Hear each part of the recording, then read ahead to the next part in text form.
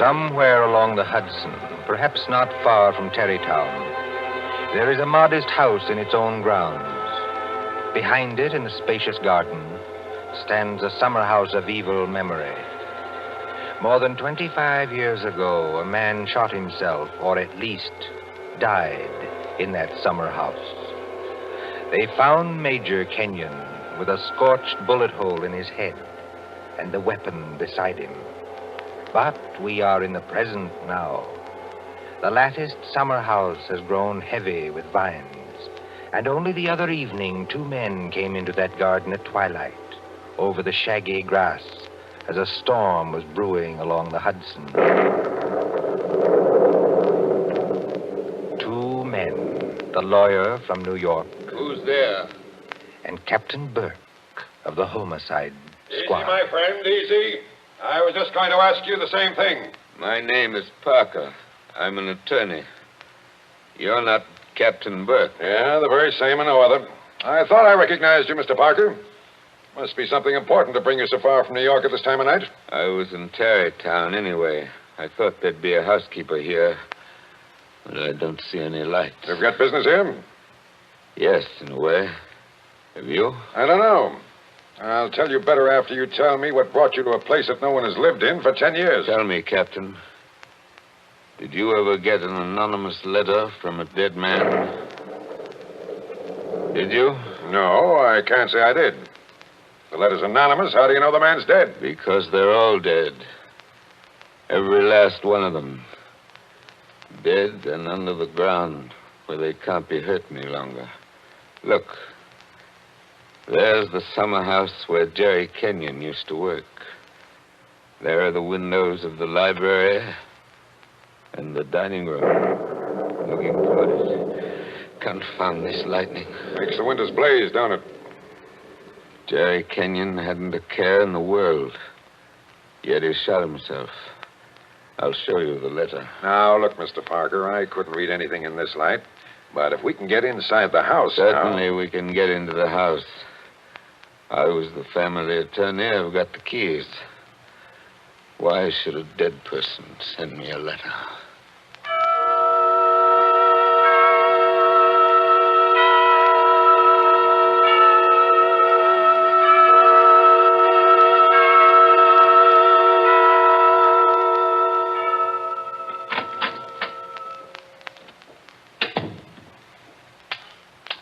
No lights working, eh? But you got a flashlight, I see. Came here prepared for anything, eh? This is the library. There were always candles on the mantel. Yes, there they are. Have you a match, Captain? Yes, I'll light them. That's better. Same old heavy furniture. Same old thick carpet. Same old globe map. Now, Mr. Parker, this letter that you were talking about.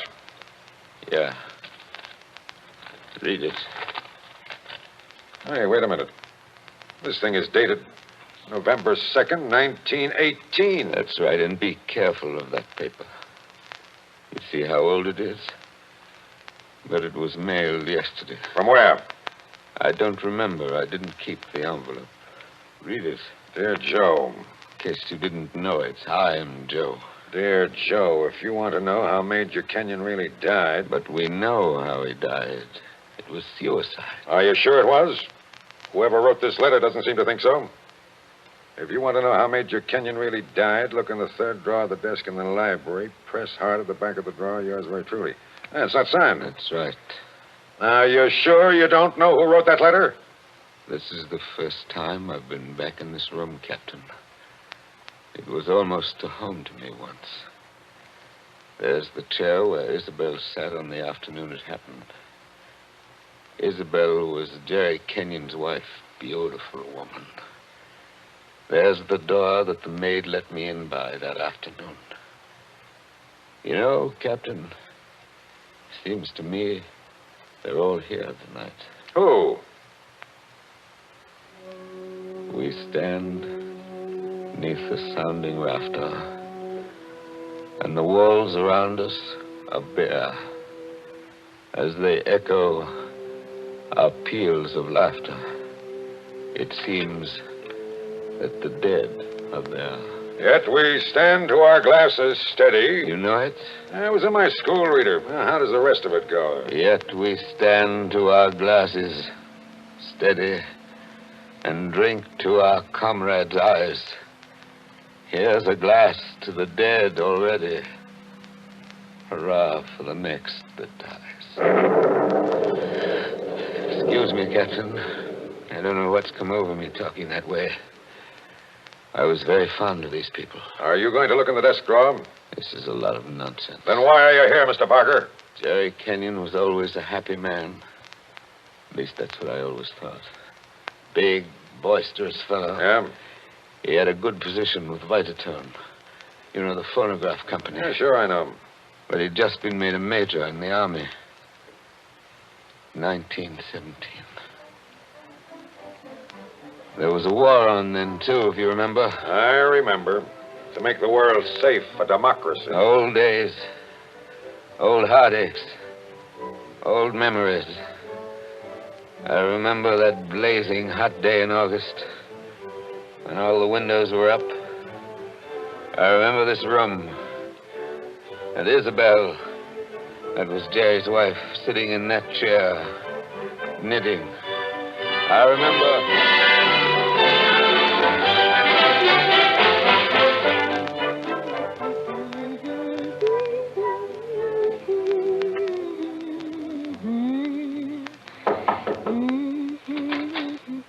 Oh, yes, Kitty. What is it? There's a man to see you, Miss Kenyon. He says his name's Parker. Yes, I'm expecting him.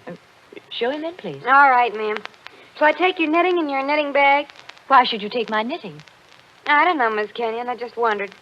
You can come in now. Thank you. Hello, Joe. Hello, Isabel. You sent for me? Joe, I must apologize for Kitty. Servants are getting to be a problem nowadays. She looks pretty enough to get along. Oh, Kitty's got large ideas. She wants to go on the stage, if you please, and do imitations, like Miss Draper. She only knew how hard it was acting all your life. Isabel, you've been crying. I have not. At least, Is that why you sent for me? I've missed you. You haven't been here in over a week, Joe. I had an idea Jerry was getting a little tired of having me around this house. Oh, no, Joe. Why, Jerry... Yes, what about Jerry? I wish I knew, Joe. That's why I wanted you here. Where is he, by the way? I want to say goodbye to him before he leaves. He's probably out in the Summerhouse where he works with all those papers. He's got a lot of work to catch up with. He's going overseas tomorrow. Yes, I know. He's out there. He's been out there all day. His last day here. And I've been alone. That sounded like a shot. Yes, it was a shot, Joe, In the house. dear. Doesn't seem to worry you. It's only Paul, Jerry's brother, Paul. Oh, thought you'd gotten him off your hands for good. Jerry asked him out. He got here 2 nights ago. That doesn't make it any easier for you, does it? Oh, I don't mind. Jerry's fixed him up with a pistol range in the cellar. Paul's a terribly bad shot. Not like the rest of us. You don't seem to like it, Joe. Shall I have Kitty go down and tell him to stop? No, it's terrible. As long as he keeps away. Poor Joe. But, about Jerry, who is it this time? Joe, Jerry's been home 5 days on leave from camp. Well, never mind what camp. But he spent 4 evenings of those 5 with that Fisk woman. Diane Fisk? The redhead with all the money? Oh, she got money? Well, She must have some attraction then. Please understand me, Joe. It's not that I'm jealous any longer. It's just no, that of course not. Jerry goes his way and I go mine. I may not be without admirers myself, if it comes to that. You've no idea how true that is, Isabel. No, I was thinking about Jerry. He may not always be lucky. He may meet some girl who's not as broad-minded as I am. And then when he gives her the go-by... Paul must be getting really furious down in that cell. He's not hitting anything. He must be using a lot of ammunition. Now, your trouble, Joe, is that you're too much of a gentleman. And if you really want to see Jerry, there he is now. Where? Just standing in the door of the Summerhouse. Look out the window. Infernally bright out there. Doesn't he look noble in his new uniform? Sam Brown belt and revolver and everything. Well, look how he turns around and waves his cap at us. Like a real soldier. Real soldiers don't exactly wave their caps, do they? He does. Jerry! Jerry! Hello there. Jerry, Joe Parker's here. Who? Joe Parker. He wants to see you. Well, give him a drink or something.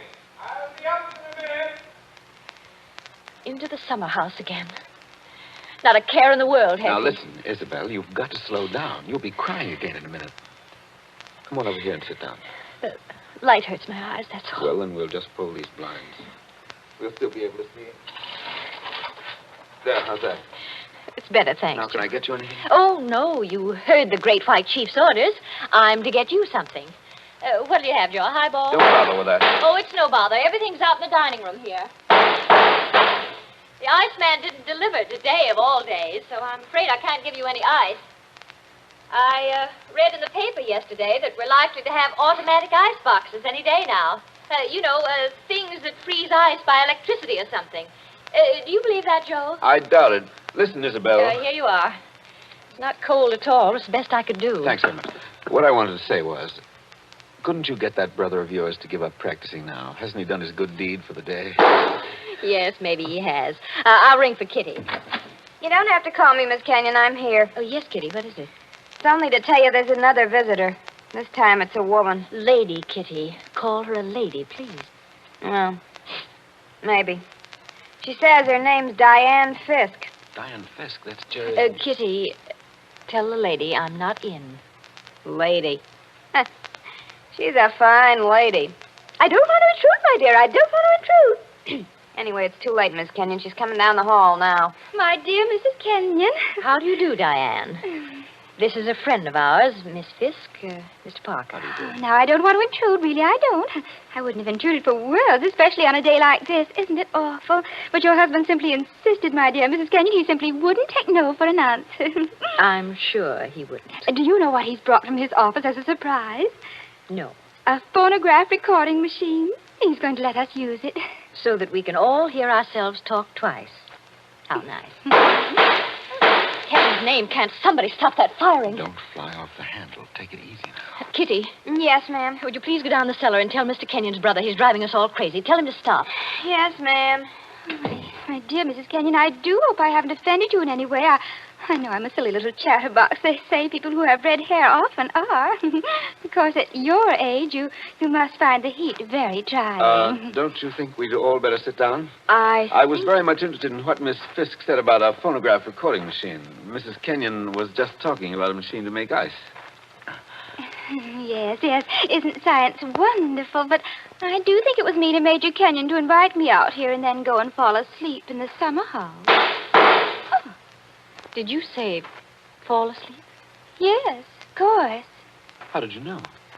Well, I came up the back way and I saw him in the Summerhouse with his head forward on the table, taking a nice little snooze. That's very queer. Of course, you couldn't see much except in the bright light of the door, but I think I saw him there.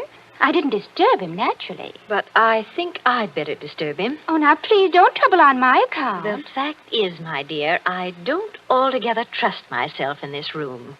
A woman of my age has to conserve her strength, you know. So if you'll just excuse me. Well, of course, if you... Oh, dear, I just can't think what I'm always saying because I have the best intentions in the world, Mr. Barker, but... Parker. Oh, yes, Parker, but I do somehow manage to offend people being so dependent and everything. Except the men, of course. I couldn't offend you, Mr. Parker. Now, could I? Madam, I'm not sure. Well, of course, the person I really came to see was Paul, Mr. Kenyon's brother. He's a little young, of course, but he's joining up next month, and I think we should all do our bit, don't you? He has such a pleasant personality. I think he likes me. Why, if he walked in at that door this minute... Now, how am I ever going to get any place? Someone's always interrupting my revolver practice just when I'm getting to the point where I can... Oh, Why, Paul, good Lord, are you here again? you're a very untidy object, Paul. Well, it's pretty untidy in this cellar. And dirty. I've got cockroaches on me, so keep away. Did you have a good day shooting? Swell. One of the best. Hit the target? On the only shot that mattered, I hit the target dead center. That sounded like Isabel. I think it was Isabel. Why have you got those blinds down? Get them up. What is it? What's wrong with you? What are you looking at through that window?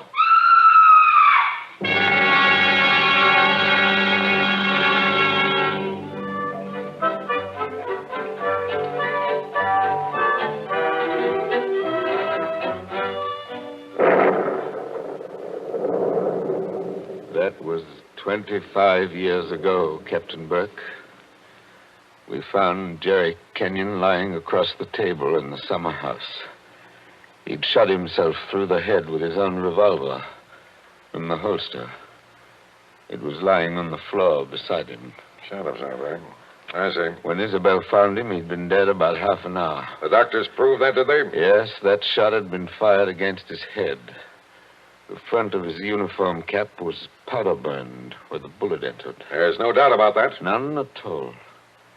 We never noticed the real shot Because that young lad was shooting off guns like a maniac in the cellar. Precisely. Now they're all dead. By accident, illness, they're all gone. Isabel Kenyon died less than a year afterwards. I think she died just because she was so fond of Jerry. I suppose you've guessed my little secret. Oh, I think I can sort of read between the lines. You were in love with Isabel Kenyon, weren't you? Yes. Well, these things happen. I never let her see it, you understand? Women know, pretty generally. So, they're gone. The youngest of them. And I'm left alone with old tunes, old ghosts, wondering why the fellow ever killed himself. Why? Why? And this morning, out of a clear sky, I get a letter saying, if you want to know how Major Kenyon really died, look in the third drawer of the desk in the library. But I tell you, we know how he died. Well, aren't you going to do it? Naturally. I've got a key somewhere here that fits the drawer. Now, listen, Mr. Parker. In my father's country, in Ireland, they got a saying that when a man's going to commit suicide... I thought of doing that, too. Then the devil comes in and takes him by the hand and talks to him. They say you can see the devil as plain as I see you just before you pull the trigger. The devil must have been in the Summerhouse that afternoon, then. Oh, no, he wasn't. What do you mean? Major Kenyon didn't kill himself. He was murdered. My dear Captain Burke, the police covered all that at the time. Everybody had an alibi. They did they? Well, think of what I've told you. Isabel and I were together all the time. Paul, her brother, was shooting off guns in the cellar. Yeah? Diane Fisk. Yeah, what about her? Her chauffeur who drove her there swore he saw her walk straight up to the place. She passed the Summerhouse, but didn't stop there. Well, that checks. Even Kitty, the maid, could prove she'd never stirred out of the house until just a minute or so before Isabel went herself. Oh, and why did the maid have to leave the house at all? She was taking Jerry the black coffee he drank every afternoon. He'd already been dead half an hour then. And that, my dear Captain, disposes of everybody. Well, now listen, Mr. Parker. You're a good guy, and I'm not going to hold out on you any longer. You see, I say Major Kenyon was murdered because I know he was murdered. By an outsider? By one of the people in the house. That's impossible. Is it? Well, why don't you open that desk drawer and see? What time is it? It's 7:45. 7:45, and I haven't got much time. For what? Holy St. Patrick, will you open that drawer? If it's waited 25 years, my friend, it can wait a minute more. I've got the key somewhere in this bunch of keys. Everything the same. Paul never altered what he inherited. Same old desk, same old phonograph. Same old... I think this is the key. Yeah, it opens. There's nothing here except one or two old newspapers. Everything very dirty. The letter says to press hard at the back. Now, have you tried that? Doesn't seem to. Yes, by George, it does work. Well? There seems to be a movable back on a hinge. Well, what's inside? Some sort of flat brown paper parcel. sealed with wax. And about as dirty as it can get. Open it, man. Open it. I'm going to. It's a phonograph record. There's a plain white label. Something on it written in pencil. I don't see too well nowadays without my glasses. Here, give it to me. I'll read it to you. Go on. A record of how I killed Jerry Kenyon. Say, don't you get it, Mr. Parker? This is the real goods. The murderer's going to tell us his own story 25 years later. Be careful. Whatever you do, don't drop it. You seem to be interested enough now. I don't say I'm not interested. I say I can't believe it. You know, when you were talking about the dead coming back and that kind of thing, you sure started giving me goose pimples. But that's just what it is, a dead person. Now, there's the phonograph. Put that record on. Let's hear what the ghost says. Any of them could have made the record, of course. The apparatus was all here. Don't just stand there by the phonograph. Won't it work? Yes, it works. Is it wound up? Yes, it's wound up. Here goes. Now, look, Mr. Parker. Whose voice do you think it's going to be? I don't know. Now, I want to warn you. The voice you're going to hear from there... Please, be quiet. Listen. I've started it up. Well, speak up. Who killed Jerry Kenyon? I killed him, Joe, dear. Isabel. I'm sorry about it, Joe. But I had to have you for an alibi. And you were so terribly easy to It's fool. only a phonograph record, man. Don't look at it as if it was alive. You said you and I were always together, Joe. But that wasn't quite true. I left you to go into the dining room and mix a highball, remember? Yes. And I was carrying my big knitting bag. Remember that, too? And there was something else in it besides knitting. I'm an awfully good revolver shot, Joe. I told you we were all good except Paul. And the back windows of the dining room faced the same way as the back windows of the library. Thank you, Isabel. Thank you. Jerry very was much. in the Summerhouse. I made a sign to him from the window, and he came to the door there. In bright sunlight, 50 feet away. True again, Isabel. True Joe, again. don't you know what August heat is in a wooden summer house? Didn't anybody see that no man would be wearing a cap inside on a day like that? Jerry had taken his cap off before he went into the summer house. We saw him do it. He was bareheaded when he came to the door. So I lifted the revolver and shot him through the head. Then I dropped the gun back in my knitting bag and went back into the library with your drink. Isabel. Don't talk back to the thing, There man. was You'll drive me something else screwy. in my knitting bag, too. I had to use it. It was a duplicate of Jerry's army camp with a powder-burned hole already fired through it in the place I wanted. Very clever of you, Isabel. So I've been the goat for 25 years. I waited for some time and then slipped out to find the body. I fitted the new cap over Jerry's head in place where it ought to go. I put the old cap in my knitting bag. I took his revolver out of the holster and kept it. The gun that I used, I dropped on the floor beside him. So I proved it was suicide. You see? You proved it to me. Joe, listen, I'm very sick. They tell me I'm going to die. You are dead. Joe, I'm afraid. I'm going out in the dark, and I don't know what's there. Don't go away, Isabel. Come Joe. on. Just for a minute. Okay, I've had just about enough of this. Joe, I want you to tell everybody about it. I want you to tell them how a poor, crazy woman couldn't stand that man any longer, and how... There. It's cut off, and it's going to stay cut off. Thank you. I've heard about enough, too. But you can't arrest her now, my friend. You can't arrest her now. After hearing that, I'm not going to arrest anybody. Tell me, Captain. Did you know what was on the record? No. That's why I had to hear it. I knew about it, but I wasn't sure what it had to say. But so help me, I never guessed how hard it would hit you. Man, don't you get it even yet? Yes, I get it. Oh, no, you don't. You don't see anything. That was how the fake suicide was managed, yes. That's just how it was all done, bar one or two little things. Only Only what? it wasn't Isabel Kenyon who committed the murder. Did I hear you correctly? You did? This is another one of your little jokes, I imagine. Can't you let me alone? Have you some kind of personal spite against me? What did I ever do? You're going to hear the real truth now if I have to hold you down in that chair. I know Mrs. Kenyon didn't kill her husband because I've just come from talking to the real murderer up the river. But they're all dead. Oh, no, they're not. And I haven't got much time either. That clock's just going to strike 8. What's the time got to do Good with deal if you'll follow me. Mrs. Kenyon died less than a year after her husband, didn't she? it? Yes. But it wasn't Mrs. Kenyon's voice you just heard on that record. What? I'm telling you, the real murderer hated her. Hated her like poison and wanted her blamed for the crime. When Mrs. Kenyon died, the real murderer wrote a letter. Well? But she never mailed that letter.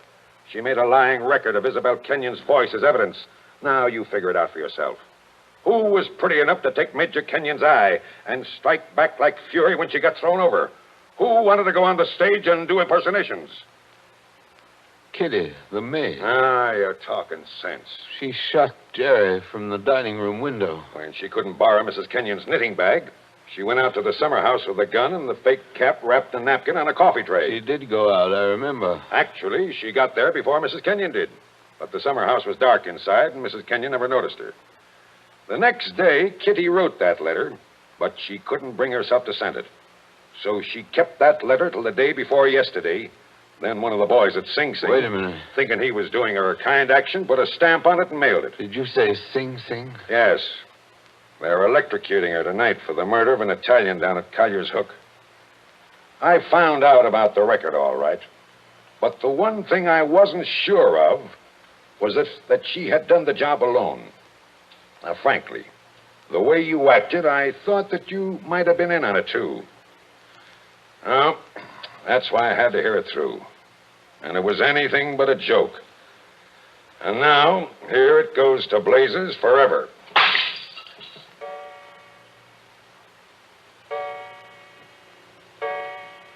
8 o'clock. Now she's dead.